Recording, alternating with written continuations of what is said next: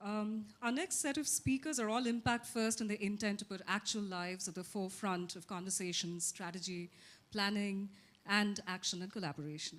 So to talk about the need for driving demand for access to justice while also strengthening the supply side of India's justice system, please welcome Audrey from Majlis, Bharath Visweswariah from Omidyar Network, Shireen Vakil from Tata Trusts, N. Ramachandran from the Indian Police Foundation, and moderating the panel is Sriparna Ganguly Chaudhary, who leads the Dasra Democracy and Governance Collaborative.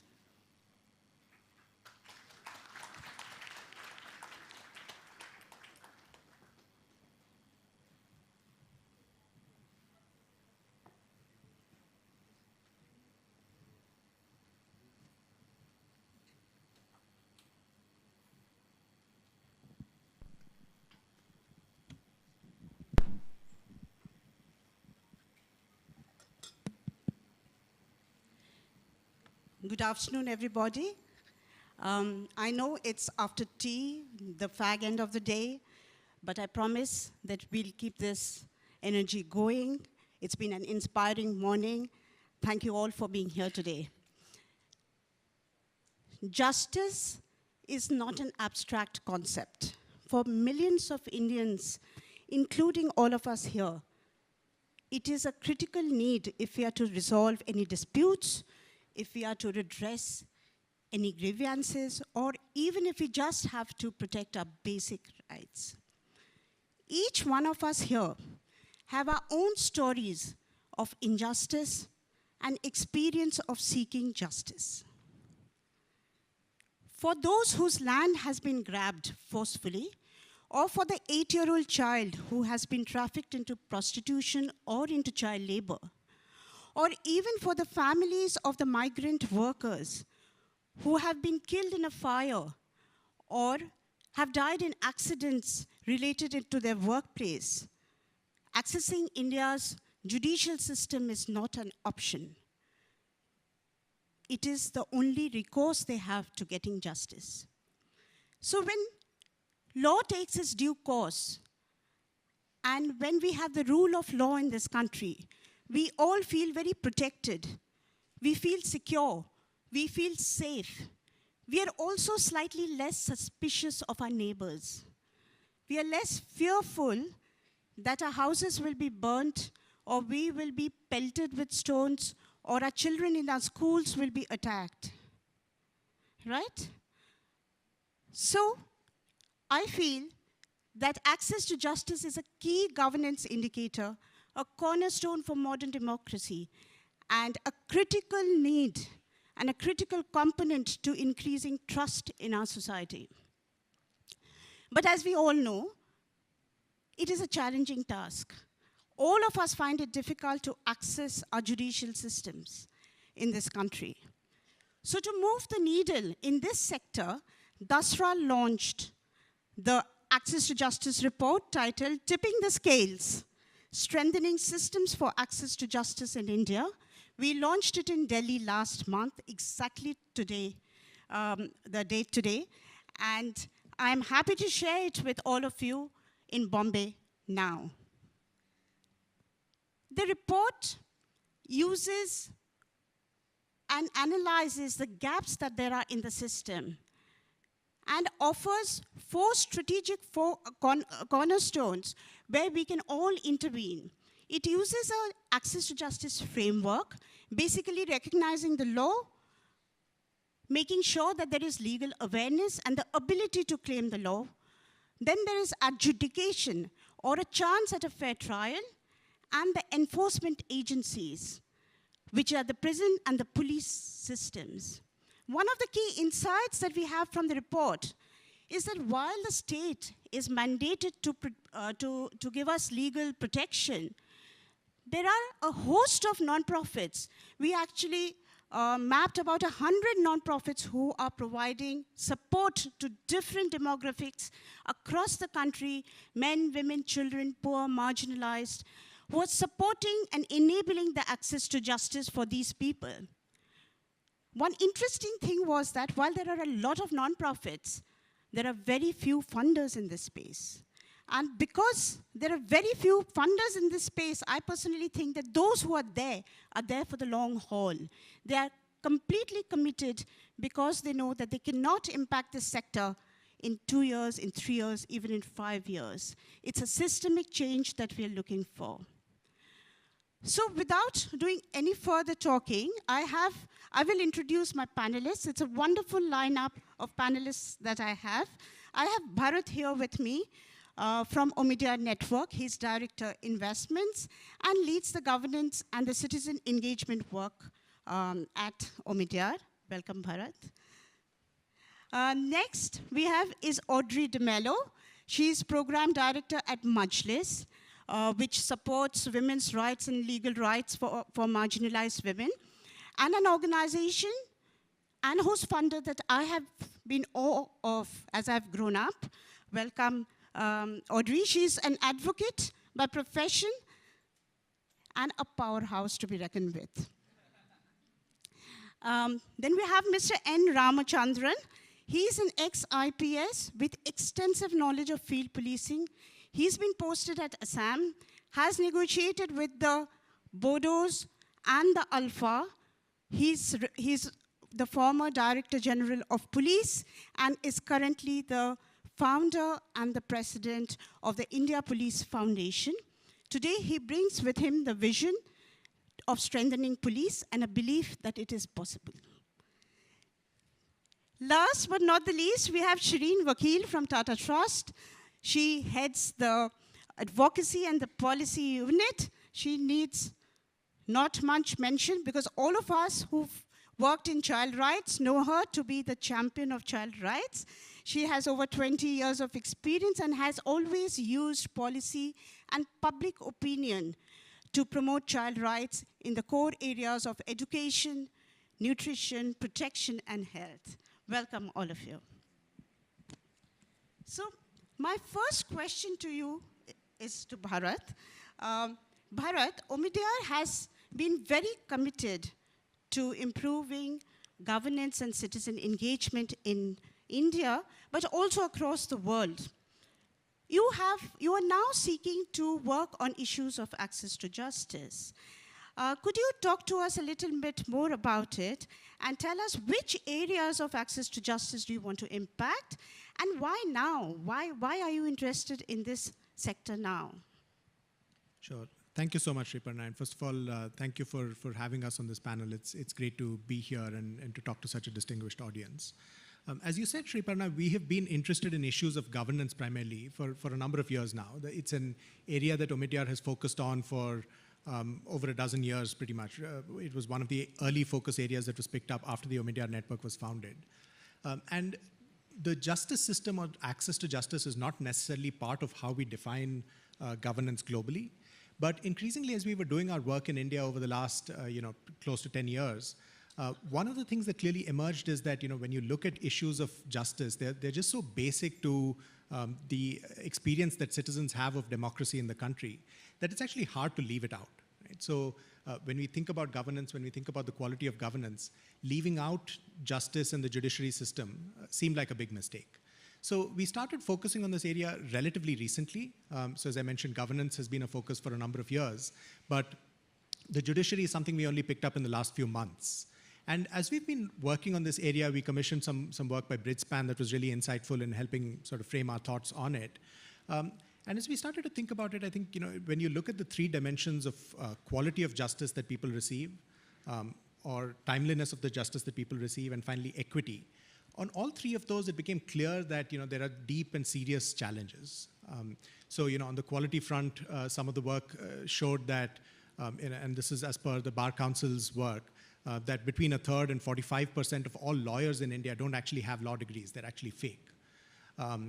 Or when it comes to timeliness, we're all, I think, familiar with some of the statistics around just the number of years that cases take as they wend their way through our courts. Right? Often 5-6 years, it could take a dozen years for some cases to come to justice. Clearly, those are numbers that are just not acceptable, especially as averages, not merely as outliers. And then finally, on the equity dimension as well, and I think the panel that talked about violence against women brought home some of those issues of equity or lack of equity quite clearly. in some of the comments that came out there. But as you look at each of these dimensions, it's clear that the current situation is not acceptable. It's something that clearly needs to change. So as we started again to think a little bit about what can be done in this space, I think one thing that starts to become clear is that each of these issues are very linked to each other. It's hard to take something around equity and tease that apart and try to address it on its own. Because ultimately you realize that some of the issues there and some of the areas there are interlinked with other areas around quality or timeliness. So while we might pick a metric that such as say the number of the degree of pendency of a case in the legal system, which is an indicator of timeliness, but clearly that's only one indicator that talks about the overall health of the system. And so as we started to think about it, we said, pendency could be one of the angles in on the problem, but clearly we need to take a system-wide approach. We need to take a systemic approach that looks at the entire system and tries to address it by strengthening it as a whole. As we got talking about this issue with some other philanthropic organizations like Nilekani Philanthropies. Gautam John is here in the room. He's been one of the leaders in thinking through this issue with us. One of the approaches that we decided to take is to say that to be able to strengthen the system as a whole, one of the things that would be really helpful is to create the concept of a judiciary hub, and we are calling it that for the lack of a better word right now. But it's something that we hope to be able to sort of formally launch relatively soon. But a hub that can actually bring together all of the different players in the ecosystem, whether it is civil society organizations, other funders, and people within the judiciary, people within the police system, and so on. A hub that can sort of bring together many of these different actors and catalyze many of their efforts in a way that leads to a whole that's much greater than the sum of the parts. Sriparna, you made the observation that there isn't enough philanthropic funding, for example, that goes into the space right now. We believe that with the creation of a hub like this, it could be a way to kind of elevate the conversation and bring more philanthropy that's interested in this space by showing that there are specific tangible things that can be done to help fix the problem. First of all, I think the extent of the challenge even is not very clear to everybody. So even building a narrative for change and building a case for why things need to be different is something that we believe the hub can play an important role in. A second tangible area is on the issue of data, bringing to light a lot of data that relates to pendency of cases in the courts and brings to light why some of these problems are so big and so intractable. That's another thing that we think the hub can play a big role in. And there are a few other areas like that, but the point I want to leave you with is that there are sort of specific tangible solutions that are possible when we start to take a system-based approach. Again, that's not to suggest that specific projects are not valuable. Of course they are, and we've heard several examples of those already. But we do think that a system-driven approach can have a massive amount of impact in a relatively short period of time. And that's something that's clearly needed just given the scale of the challenges that I started by speaking about. So that's some of how we are thinking about this, Sriparna. Thanks, Bharath. Audrey, Majlis is a very well-known women's rights organization. Bharath has been talking a lot about systemic change and systems, but you are working on the ground. You work with marginalized women, and you are providing end-to-end support from legal awareness to legal aid to representation in the court to police engagement. So would you share with us some of the barriers that women face in accessing the systems that Bharath was talking about? So thank you, Dasra, for having me here. Majlis has been working on violence against women, especially access to justice, for the past 25 years. We address issues of domestic violence and rape. And so my panel wanted to know why was I on this panel and not on the domestic violence panel, because we've finished that topic now. And I said, sometimes I believed Dasra brought out this report specifically for me because they did a report on domestic violence a couple of years ago, and I was constantly engaging with them to say there's domestic violence as a social problem, and then there is women and children facing violence trying to access the legal system, which is a whole completely new arena, which is so difficult because it is two ends of the spectrum. At one level, we know that access to justice is so difficult for anybody, male, female, and if you're marginalized, then it's even more difficult. But at the other level, to look at the social outlook towards while all of us are concerned that domestic violence or rape is really bad, sad, and horrible, the moment you want to access the system, it becomes almost like you are misusing the system. Because here is a victim trying to say something against her own family. And so how does that play out? I just want to share that at Majlis, when we started 25 years ago, we were very clear. And Flavia started Majlis with an experience of domestic violence and had started a women's center to provide support to other women. But if you remember, we as a community are constantly demanding for law. You know, we live in this contradiction where all the time we say we don't have this law. You know, we didn't have a law on domestic violence, we want this. We don't have a law on sex trafficking, we want this. And we get so excited with this campaign for law, and when the law comes, we're all feeling really great. But I really believe that the work starts after the law comes. And it's about the implementation on the ground. It's about going into these really scary spaces like police stations and court and making it work at that level. And so Majlis started with an understanding that unless we have lawyers, or at least people who know the law, who can actually make that access possible, it's not going to work. And I think Dasra report talks about this thing as being the most difficult and the most intensive work, because campaign is campaign, and all of us can be involved with campaign, but it's this journey of walking with victims to provide support at every space, which is lacking. And it's lacking not only at the philanthropy level, it's also lacking at the NGO level. You will find it difficult to find 100 NGOs who are, or 10 NGOs, who are actually walking that journey with victims and saying, I will hold your hand, I will understand the law, and I will walk that journey with you. I just want to share what works for us at Majlis. We love the law. We just love the law, and we believe that actually, as against every other work that happens in social change, the law is black and white. There's no gray area, yet everyone says implementation is the most difficult, and I say why? Because it's black and white. You have to do this, you have to do this. You either did it or you didn't. So when we talk about, accessing justice, I feel the problem is not that so much that systems don't work. It's as much as we don't want to use the law. As a community, as a society, we don't want to use the law. So at Majlis, we do a couple of things. We definitely do what we call legal and social support to victims of domestic violence and rape. But we also call it transforming victims to survivors. You know, it's about making that journey. Along with that, what we have understood is we can't be in 100 places, and we have no intention of being what you call, what Dasra loves to call scale.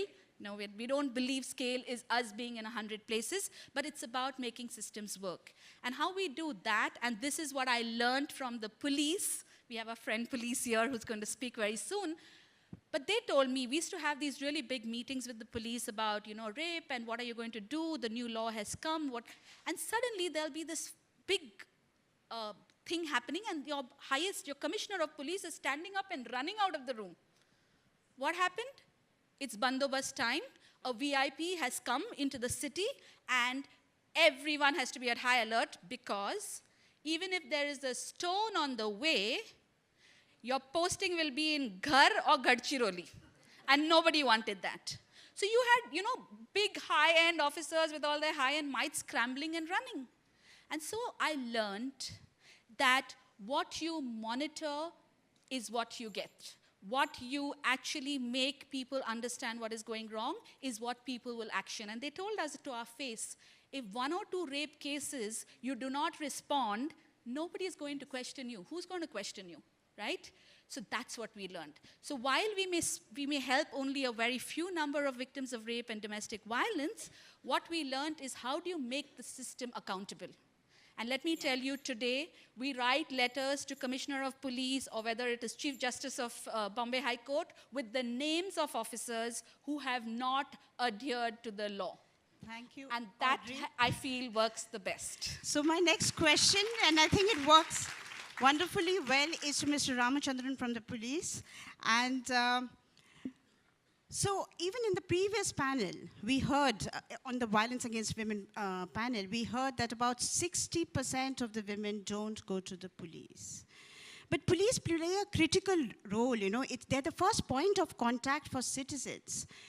So would it be correct, Mr. Ramachandran, if I say that there is an entire trust deficit between the citizens and the police, and the citizens do not think that the police can solve their problems? How many of you here believe that, or how many of you here trust the police? There is a substantial number, I say. I'm very happy. So there are different layers as far as access to justice and access to police is concerned. Unfortunately, let me tell you a small story. I was about 5 years old in the IPS, and I was a district superintendent of police. One day I was sitting outside my house. An old man walks in with a girl who may be about 14, 15 years old. Along with a goat, he comes and ties the goat there and then comes to me and gives a petition. So I asked, what is the problem? This girl was molested about 2 months back, and he had gone to the police station, no action was taken, so he came. So I asked him, why didn't you come to me earlier? He said, I didn't have the wherewithal to come to you. I didn't understand what he was saying. After he finished our conversation, he went off without taking this goat along. So what he meant was that he didn't have something to come and give me, and when I insisted that he should take the goat away, he was crestfallen, because he believed that I will not take action because I am returning the goat. To him, that means his case is sealed. So coming back, you see, there is a huge trust deficit which we need to understand, which is a fact of life. And I have a feeling that our country has not adequately invested in the police. We don't pay attention at all. Even the general public, the politicians, the bureaucracy, even the police leadership largely have not paid the attention that it deserves. So this is one huge problem. And our system does not, in fact, policing is a state subject, and the state governments do not usually have the time to, to pay attention to such things. So this is one of the reasons why we thought there is a need to draw attention of the people concerned, and that's why we started this Indian Police Foundation 2 years back. Now this is about 2.5 years old, this organization. And we try, in fact, for the first time, police leadership, some of the most respected police officers, as well as citizen, people, civil society leaders, industrialists, academicians, various NGO groups, they have all come together to see if something can be done. And that is this Police Foundation, what is all about. It is a think tank, and as has been mentioned, see, what we need, of course we will need, first of all, we have decided that we will not accept, for example, foreign funds because of the sensitivity of the work that is involved. And for the sake of an independence of our voice, we have also decided, as far as possible, not to take any money from the government. So that leaves us a very small window. So we will need some money, but at the same time, more than the money, what we need is strategic support from this august audience that is sitting here. Thank you, Mr. Ramachandran. Shireen, you're part of Tata Trust, and Tata Trust has pioneered this sector. And over the years, and it supported this sector for over decades, actually. So over the years, what are the kind of interventions that you have supported? And could you talk to us a little bit about the gains that you have seen?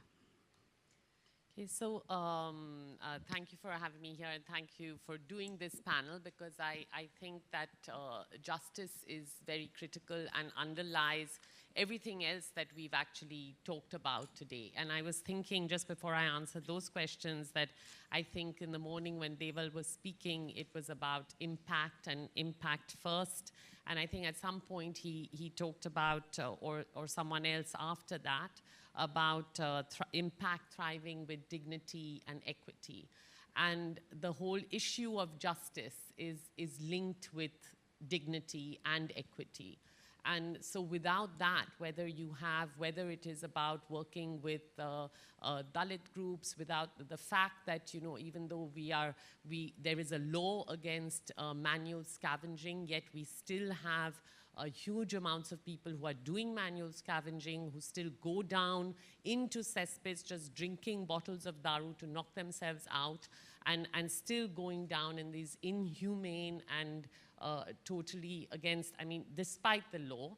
And very often it's because they don't know what they're entitled to. And the second reason is they cannot access, even if they know what they're entitled to, whether it's a woman who's been raped or someone whose land has been taken away, they cannot access the law.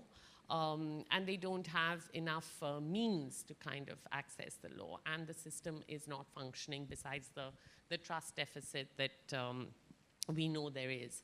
So I think the Tata Trusts, I was also thinking about the issue of impact and how we would measure it. And sitting here in this hotel, that was the vision of Jamshedji Tata, as was the whole issue of social justice, really. That was what it was started with. And whether we have better justice in the country, despite it being enshrined in the preamble of our constitution, and in different ways. And in the trust, I think we work with, we have worked, with the prison system. We have supported several organizations, possibly even Majlis here, and with several organizations working in this field, and to kind of focus on really the side of the prisons, the rehabilitation of people in prisons to have better conditions, but then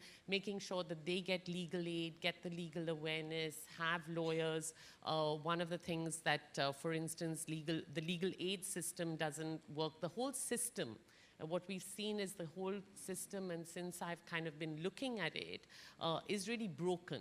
And yet it affects every single person. So let's take the example, I was in an observation home 2 or 3 days ago, and there's a young boy, a 14-year-old boy, who's done some petty burglary. And I know that the papers are full of juveniles who are the worst and the worst offenders, but actually that is just not true at all. And most of the crime is really, really petty crime. So they're lifted for it done in a gang, and generally a gang of older people. So this young boy is picked up for a small crime. Generally he had stolen a mobile phone, and he's put into this observation home. And he has which is like a jail, even though it's not supposed to be a jail for young people. And he has no recourse whatsoever. I mean, we've been working with organization, Prayas, who's then there, has a cell there, working with those boys, working with the juvenile justice boards. But if you think about the goals that we want for education, so if we're looking at children being in school, and Anand talked about street children, we have large numbers of street children. Most of the children who are picked up are from the street. The reason why they come into conflict with the law is because they haven't had any care and attention. And we would not achieve the rest of those goals, any of the sustainable development goals, if we don't pay attention to this issue. So that's why I think it's really important to bring it into that mainstream of development, whether it's adolescent girls who face sexual violence, to others, the women or migrant workers, or people whose land has been taken away or not given the land that they want, that it cross-cuts across it. And you know that we have a huge problem of under trials. India has one of the largest numbers of under trials, that that is people who have not been convicted, and 70% of people in prison today, 69%, are under trial. So they really, and then we know what Bharath was saying is that we have about 3 crore cases pending in court, in the last year. Courts themselves are at 50% capacity.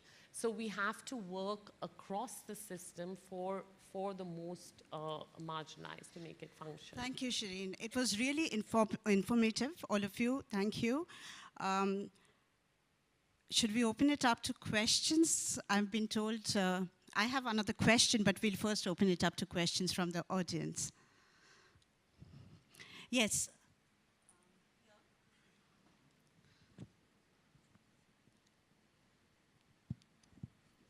Thank you. You could address it to anybody or to a specific No, this is to person. the general panel itself. The way you describe the problem seems like it's too large for even like smaller advocacy groups to solve, because yes, we can help those 2, 4, 5, 10, 100 cases that come to you, but writ large, there's just too many cases and too few judges and too few police officers. So does it seem like philanthropists and charities should push for policy reform that can lead to more judges, more police officers, more funding? I know parties don't want to touch this because it seems like they're being unconstitutional when they like try to interfere with the judiciary. But how do we as like third-party people amplify that, make sure that justice is given in quantity?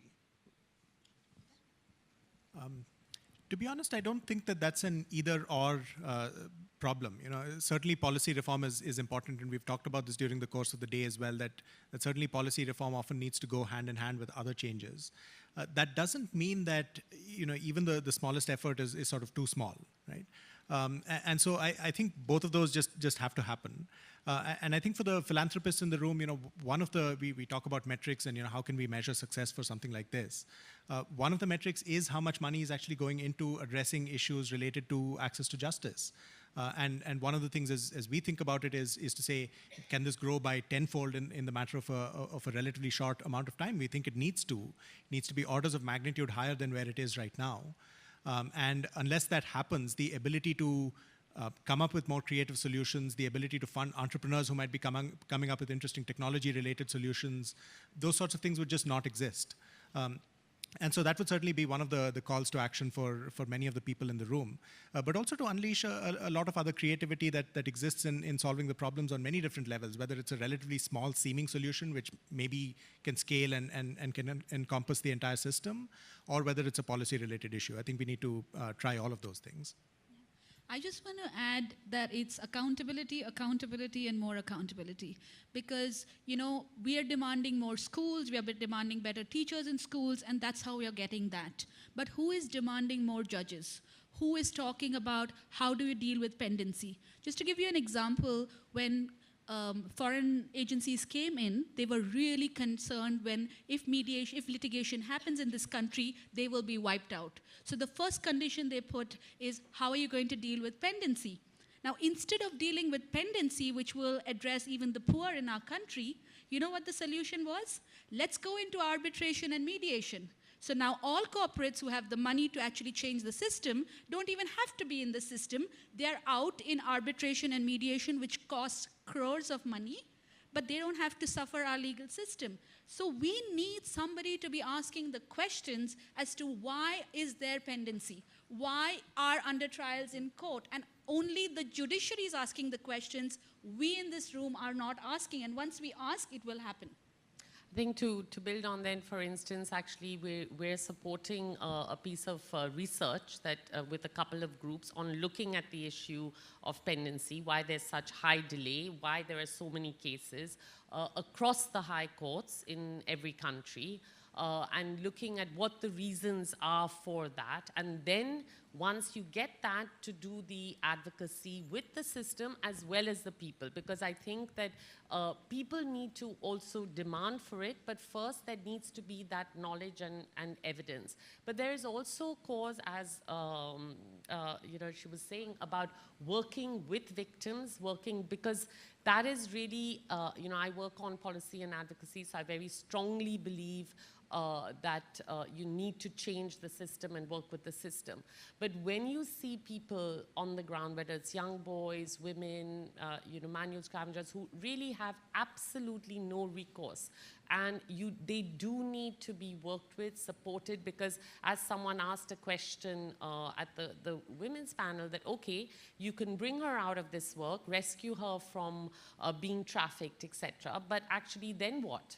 Where is she going to earn the money? Where is she going to go? So for instance, you could provide an emergency fund for short-term measure, provide skills training, employability, so vocational training, so that they actually have a job to go to, both the skills training and the placement, as well as entitlements to various schemes and provisions. So there are things that one can do. One can also, there is a real dearth of lawyers at the grassroots. Like, Renu from Ali was saying she trained to be a lawyer, and probably because there weren't lawyers around, and there certainly weren't women lawyers around. So we're looking at, for instance, a fellowship scheme to support more people into the access to justice from the grassroots and from marginalized communities, as well as linking them, because you have colleges, law colleges, like you have medical colleges, etc., in smaller towns, but they really are of very, very poor quality, and they don't have the materials once they graduate. They've never seen a senior lawyer present to court. So how can we work collaboratively to kind of make sure that we strengthen the system, but as well as serve the most marginalized groups? Next, we can take a couple more. Yes. So I get it. So very quickly, a minute to each one of you. What do you think is the impact in this sector? How would impact look to you in this sector? And is there a way to measure it? Because we always say governance is intangible. It's about trust. How can we measure it? It's anecdotal, it's stories. So 1 minute each to each one of you. Mr. Ramachandran, why don't you start? So I would say that there is also exciting, endless possibilities, especially in the context of technology. Technology we are not adequately leveraging, and research, ideation, technology, creating generation of ideas. These are things which are not happening just now, at least as far as the trade that I come from is concerned. It's not that nothing is being done. There are large number of police officers who are, excellent work is being done in many places. But these are in the shape of islands of excellence. We need to scale them together. Okay. So there is a need to bring technology into this in a very big way, because the cops, as of today in the country, they are hugely underprepared to deal with the technology revolution that is taking place in the world. So you're suggesting training for police in technology? In a very big way. In a very big way. Audrey. I just want to say is that we have to be wary of impact before we realize impact. I think the earlier panel said that, is we have to understand what is the problem on the ground. Because to imagine, like even on the question of pendency, you don't understand pendency for different people mean very different things. Pendency for under trial would mean his life and he's in the jail. But pendency for a domestic violence victim is really good, because I've got an interim order. I want to be under the court so that I can be further protected. I don't want a disposal. Whereas when we just address pendency, what the courts are saying is dispose, because I need to bring my numbers down. So, just push for quick justice and dispose. It doesn't work in all cases. So before you go for impact, please understand what is that ground level. For me, it's about we have to reimagine this justice system. The more I'm thinking about it, the more I'm feeling that today to approach the justice system is somebody from whatever background to be able to reach that place. When you're talking about reach, your only police station is in a taluka, which is like how many villages to even go to that police station. So women cannot even imagine that how do you access that. So we need to look at first as to what is available and how can we reach, the way we have reached education to the masses, we have to reach justice to the masses, and that reimagining has to happen first. Thank you. Bharath. So I think there's a few different levels at which we can think about metrics and impact. I spoke about one sort of at a high level, which could be about how much capital and how much philanthropic capital actually does this sector attract. Another way to think about that could be to say, what is the vibrancy of the ecosystem of entrepreneurs that are working on issues related to this space? Because we certainly think that the more vibrant that ecosystem is, the more likely that we'll have that we'll be to get breakthrough solutions in this space. So that's at one level, sort of at a fairly macro level. Second, when you look at what specific firms might be doing to address this issue, there again, one can think about it at two levels, sort of in terms of the direct impact that a firm might have on a problem. So for example, it might be pendency, and that's just one example, right? But it could be something else that's related to a specific challenge that the system faces. But then also, what is the higher order social impact that the firm's actions might create? So for example, is there social infrastructure that one firm might end up creating, which can then allow others to piggyback on top of them? A classic example of that could be data that a firm's work might produce, which allows researchers to come in on the back of that and understand problems better and propose other solutions, which in turn other entrepreneurs can come in and attack. So several different levels at which I think we can think about metrics and impact. And I think you have to break it down. I mean, it's a big issue. So you can choose, each philanthropist can choose what they want to do. So some may want to reduce number of under trials. Some may think about providing legal aid to a specific group of people. You could think of using technology to make sure that FIRs are filed in a scientific way and in a given space of time. So I think that once you define your outcomes, then you can have very clear definitions of impact. In the end, obviously, you want to repair the whole system, but it could be very, like for instance, you could take prison reform, and one of the things we've done is with the NGO partner is that children of prisoners, prisoners were never allowed to meet the children, and children outside, and often the father was in the prison, there was nothing for the family, and then making sure that there is a system which now enables, that the government has adopted, that at least once a week that women are entitled, or men indeed, to meet their children. So you can work on specific areas and define your impact accordingly, rather than get too worried about the whole system and how we're ever going to impact it, and then therefore not take the small steps. So thank you to all of you. It was really informative and insightful. And to all of you, the report is out there. Please take a copy with you. Read it. We are working we at Dasra are working very closely with Omidyar Network and Tata Trust to accelerate this sector. And we hope to see you again next year on this issue. Thank you.